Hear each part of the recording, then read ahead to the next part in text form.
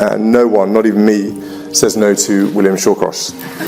So I had no choice anyway. Prince William has officially exposed a hidden financial scandal linked to Prince Harry, sending shockwaves through the royal circle. In a tense declaration, he insisted that enough truths must finally come out, his calm yet firm anger revealing a brother pushed beyond endurance. Reports indicate he disclosed details the palace had long tried to keep buried, thrusting the royal family into a storm they can no longer contain. That morning, William rose before dawn, quietly slipping past Catherine to avoid disturbing her, and made his way to his private study. Surrounded by the comforting scent of leather and old books, he faced the documents that spelled disaster: financial records, transaction histories, and account statements, all stamped and signed, painting a damning picture of his brother's involvement in activities that could destabilize the institution he had vowed to protect. Memories of their shared childhood, summers at Balmoral, and secret schemes against royal rules washed over him, contrasting sharply with the cold reality before him. As he pored over the papers, his trusted advisor Richard arrived with additional evidence, revealing connections and dealings that reached far beyond what William had imagined. Looking out at the gardens, he reflected on the ordinary lives of the public, who still trusted the crown to remain above scandal. Realizing that his duty as the future king outweighed his personal feelings as a brother. With resolve, he instructed Richard to prepare the necessary documents, knowing the weight of truth and responsibility rested firmly on his shoulders. Despite the storm raging inside him, William instructed, "Schedule the meeting. It's time." Richard nodded quietly and left, giving the prince a moment alone with the impossible choice before him. William rested his head in his hands, imagining Harry somewhere across town, probably sleeping peacefully and unaware that his older brother was about to take an action that could change both their lives forever. The truth was emerging from the shadows, ready or not. Meanwhile, Harry, always fiery and warm-hearted, stood by a window in his home, watching clouds drift across the sky, trying to appear calm while anxiety twisted inside him like a knot. He performed small, futile rituals, making tea, checking messages, arranging papers, each task meant to convince himself everything was fine. Yet his hands shook and the words on his phone blurred. His mind raced back to past decisions that had seemed harmless. Signing papers, moving money, trusting people who promised opportunity and independence, all under the weight of constant comparison to his brother. Each choice had felt manageable alone, but together they had created something far larger and far more dangerous than he ever intended, like building a house on sand. He remembered the smooth-talking advisors and shadowy associates, desperate to believe in them, to claim a life of his own. "I was such a fool," he whispered, haunted by memories of buried arrangements he thought forgotten. Yet secrets refuse to stay hidden, they rise like bodies in water, surfacing when least expected. The sudden ring of the phone shattered the silence, and Harry stared at it for 3 tense rings before summoning the courage to answer, unsure who or what awaited on the other end. Harry hesitated, staring at an unrecognized number, but instinct told him the call was urgent. His finger hovered over the screen as his heart hammered against his ribs. "Hello," he managed. The voice on the other end was calm, almost gentle, which made it all the more terrifying. "Your Highness, I think we need to talk about certain financial matters that have come to light." Harry's throat went dry. "I don't know what you're referring to. I believe you do," the voice replied, measured and certain. "The accounts in Geneva, the payments to offshore entities, the signatures that bear your name." The room seemed to tilt around him. Harry gripped the edge of his desk, mind racing through possibilities and consequences. "Who is this?" he demanded, trying to sound authoritative despite the fear crawling up his spine. "Someone who has seen the evidence. Someone who knows the connections you tried so hard to hide. You should prepare yourself, sir. The truth is already in motion." The line went dead. Harry stood frozen, phone pressed to his ear, listening to the silence. His carefully constructed world was crumbling, and he could feel the ground disappearing beneath him. Someone knew everything and was ready to act.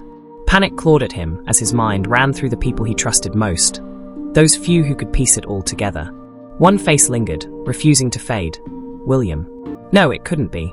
His brother wouldn't betray him. Yet doubt crept in like cold water. William had always been the responsible, dutiful heir who put the institution above all else. If he had discovered the truth, would he protect Harry or the crown? Trembling, Harry reached for his phone again, torn between calling William to confront him and fearing that such a call would only confirm the worst. Meanwhile, across the palace, Charles sat alone in his private study.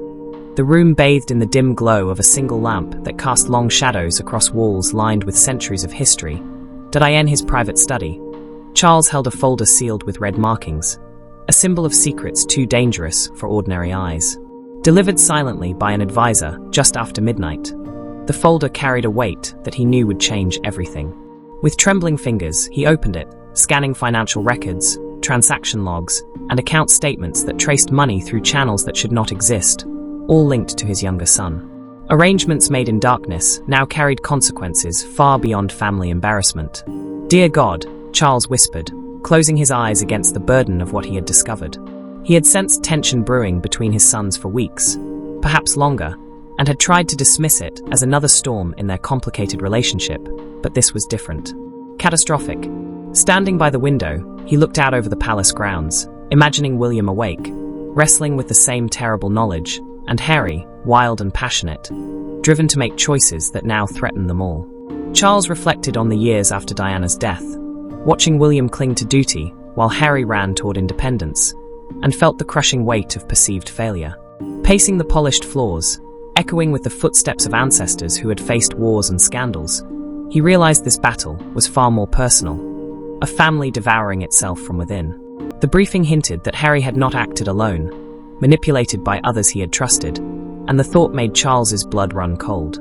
Stopping at a mirror, he saw an aging man wearing the crown he had long awaited, only to discover that the greatest threat to his family and to the institution he swore to protect came not from the outside, but from within, from within.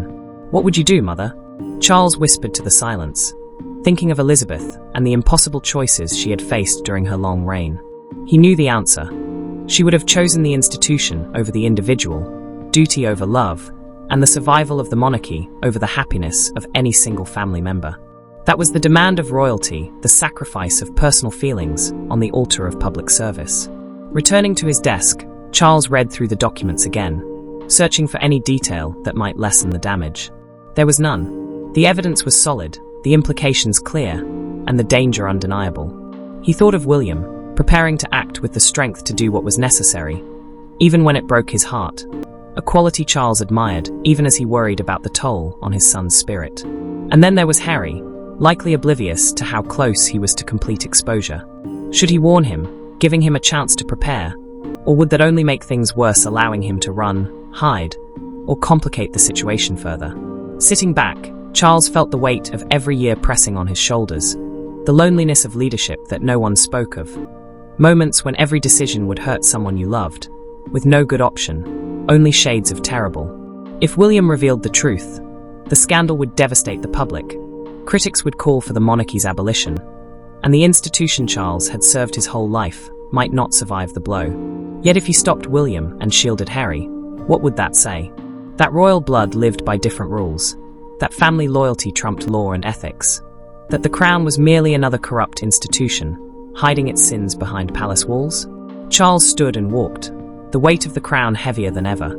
Charles paused at the door, hand on the brass handle, aware that the palace beyond him slept in uneasy peace, servants dreaming in their quarters, security guards walking their rounds, the great machine of monarchy turning as it had for centuries. But morning was coming, and with it decisions that could no longer be delayed. The documents lay open on his desk, truth waiting to be acknowledged or buried, as dawn painted London's sky in red hues that seemed almost like blood. Could a father save both sons when the only path forward required sacrificing one to protect the other? Meanwhile, the first cracks in the hidden financial web had been discovered by Thomas Hartley, a quiet, precise man who had spent decades maintaining impeccable royal accounts. While reviewing routine quarterly statements, he noticed a minor transfer that seemed out of place, a seemingly insignificant anomaly routed through an inaccessible channel. Most would have dismissed it, but Thomas followed the trail, tracing it backward with the patience of a man solving a complex puzzle. Each link revealed something worse. Offshore entities, shell companies, disguised payments, all culminating in authorization codes that pointed directly to Prince Harry. Thomas rubbed his eyes, struggling to reconcile the evidence with his assumptions. The prince wouldn't deliberately engage in wrongdoing, would he? But the numbers spoke the truth, and Thomas's career had been built on trusting them. Working late into the night, he uncovered a network far more extensive than he had imagined. Money flowing from questionable sources, investments hidden behind layers of intermediaries, agreements signed with individuals whose names should never have appeared in his searches. "What have you done?" he whispered to the empty office, unsure if he spoke to Harry or himself. It became clear this was no accident. It was deliberate, carefully constructed to evade scrutiny, aided by someone with expertise. Thomas wrestled with the choice to stop, to close the files and preserve his quiet routine. But the responsibility he felt to the institution overrode personal convenience. The monarchy survived because people trusted it to operate with integrity. To bury this truth would be a betrayal. Resolute, he began assembling a comprehensive report, meticulously organizing evidence to expose the reality that had been hidden for too long. Thomas meticulously cross-referenced statements, transaction records, corporate registrations, and email communications, verifying every detail until there could be no doubt of their authenticity. The hardest decision was determining who should receive this information. Going directly to the king felt too risky, too explosive, too likely to be suppressed. The palace communications office would certainly bury it, and his immediate supervisors would probably order him to stop investigating matters above his pay grade. That left Prince William. Though Thomas had never spoken directly to the future king, he knew of William's reputation. A man who valued duty above personal comfort, who would not ignore evidence simply because it was inconvenient. Still, the weight of the choice pressed heavily on him. Delivering the report to William could set brothers against each other, force the king into an impossible position, and shatter public trust in an institution already struggling for relevance. Is this really my choice to make? Thomas asked himself, staring at the growing stack of documents. But he knew the answer. From the moment he discovered the first irregular transfer, he had stepped onto a path with a single destination. Truth, indifferent to consequences, family loyalty, or feelings. Working through the night, he finalized the report, including every piece of evidence, every connection, every document that substantiated his conclusions. As dawn broke over London, he printed the final pages, placed them in a confidential folder marked Eyes Only, and sealed it, hands trembling. This report represented months of painstaking investigation, but also the potential end of his career, the royal family as they knew it, and perhaps his own peace of mind. He had uncovered what should have remained hidden. Now he would deliver it to someone with the power to act, aware that the messenger often suffers most when bringing news capable of breaking a kingdom. Meanwhile, Prince William waited outside the private library, trying to steady his breathing, a leather folder in hand containing documents that could irrevocably change both his life and Harry's. The morning light filtered in, signaling that there was no turning back. Streaming through the tall windows, the light felt too bright, too cheerful for what was about to happen. William reminded himself quietly, gripping the folder tighter, that this was still his brother, no matter what else was true. He pushed open the heavy oak door and stepped inside, finding Harry already by the fireplace, his back tense as if he knew this wasn't a casual visit. When Harry turned, William saw a familiar mix of defiance and fear in his eyes, like a cornered animal deciding whether to fight or flee. "William," Harry said, his voice carefully neutral, "what's this about? Your message said it was urgent." William closed the door behind him, the latches click unnaturally loud in the stillness. He moved to the center of the room, keeping his distance, and set the folder on the antique table separating them like a border neither wanted to cross. "I need to talk to you about some financial matters that have come to light," he said, his tone gentle despite the storm inside him. Harry's face flickered with a flash of panic, quickly masked by confusion. "Financial matters? I don't understand what you're talking about, but I think you do," William said, opening the folder and sliding the first document across the polished wood. It was a statement from an account in Harry's name, with transactions that didn't match any legitimate royal expenses. Harry glanced at it, but didn't touch it, as if doing so would make it real. "There must be some mistake. I have people who handle those things for me." William had expected denial, had rehearsed it during countless sleepless nights, yet hearing his brother lie directly to his face hit like a physical blow. "Harry, please don't do this," he said quietly. "I have months of records. Transfers to offshore accounts, payments to shell companies, agreements with people who..." His voice caught slightly. "People who don't have your best interests at heart." Shock turned to anger in Harry's expression, his cheeks flushing. "What gives you the right to dig through my private affairs?" "I didn't want to." The words came out louder than William intended, betraying the emotion he struggled to contain. He inhaled, softening his voice. Do you think I wanted to find this? Do you think I enjoyed discovering that my own brother has been involved in? Harry stepped forward, fists clenched. Say it, William. What exactly are you accusing me of? William pulled out more documents, laying them across the table like cards in a game neither could win. Bank statements with irregular deposits, corporate registrations linking Harry to entities designed for secrecy, emails communications suggested knowledge and intent. I'm not accusing you, William said, his voice breaking slightly. I'm showing you what I found, what others will find if this continues. Harry stared at the scattered papers, his breathing growing heavier, and for a moment William thought he might actually look at the evidence, confront the reality of what he had done. Instead, Harry swept his arm across the table, sending documents tumbling to the floor. This is about control, he shouted, years of resentment flooding out. You've always wanted to control everything, haven't you? Perfect William, future king, never makes a mistake. Well, I'm not you. I never wanted to be you. I know that, William said, fighting to keep his voice steady even as his heart broke. I've always known that. But this isn't about being me or being perfect. This is about choices that could destroy our family. Our family? Harry laughed bitterly. Our family was destroyed a long time ago. Or have you forgotten what this institution did to our mother? What it's done to everyone who tried to live outside its rigid rules? William felt old wounds reopening. The shared grief they rarely spoke of now sharp and raw. Don't use Mom as an excuse for this. She would never. Don't you dare tell me what she would or wouldn't do. Harry's voice cracked with emotion. They faced each other across the papers, breathing hard, years of unspoken pain and growing distance suddenly visible. William saw tears forming in his brother's eyes, matching the ones he struggled to hold back in his own. I'm trying to help you, he said softly. Before this becomes public, before there's no way to protect you from the consequences. Protect me? Harry's laugh was hollow. Like you protected me when I wanted to leave? Like you supported my choices? You chose the institution over me a long time ago. Brother, that's not fair, is it? He picked up one of the documents from the floor, hands trembling. You want to know how this started? It started because I had nothing, no income of my own, no freedom, no way to build a life that didn't require permission from people. Harry had always felt isolated, misunderstood, by a family and an institution that seemed indifferent to his struggles. So he made arrangements, took opportunities, and trusted people who promised to help him gain independence. William stepped closer, desperate for honesty. Who, Harry? Who helped you set this up? But Harry shook his head, looking away. It doesn't matter now.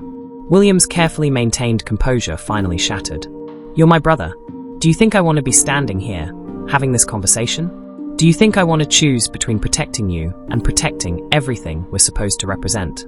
Silence hung heavy between them. Harry sank into a chair, the fight draining out of him, and buried his face in his hands. William heard the sound that broke his heart. His brother crying the way he once did as a child, the world suddenly too big and too cruel. I didn't know how deep it went, Harry admitted, voice muffled and broken. I swear I didn't understand what I was getting into. By the time I realized, it was too late to stop. Prince William stood at his desk in the early hours of morning, staring at blank paper that demanded words he didn't want to write. Each sentence felt like a betrayal of the brother he had once shielded from playground bullies and paparazzi alike. He crumpled draft after draft, struggling to find the right balance between duty and love. Watching dawn break over London, he thought of ordinary people unaware that behind palace walls, the royal family was tearing itself apart.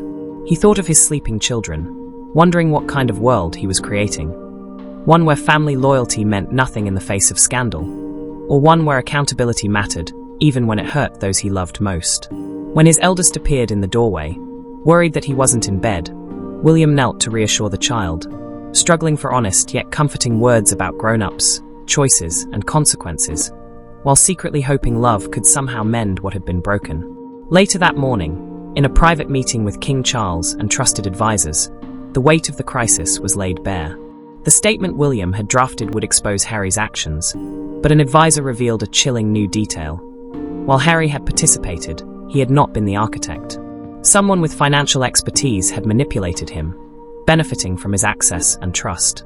The revelation landed like a blow. Harry had been a pawn, exploited by someone the family had welcomed and trusted. Charles, William, and the advisors wrestled with the implications, balancing justice, accountability, and compassion. William thought of Harry's tears, his admissions of ignorance, and began to understand the depth of the betrayal. The statement was revised to reflect the full truth, and when it was released, public reaction was immediate and overwhelming. The manipulator was exposed, legal proceedings began, and the royal family endured both scrutiny and sympathy. William remained composed in public while privately grappling with heartbreak, supported by Catherine as he faced unanswered messages, and a son he couldn't immediately console. Harry retreated from public view, forced to confront both legal consequences and the bitter reality of betrayal. Charles moved between his sons, a bridge across an emotional chasm, loving both yet unable to fully reach either.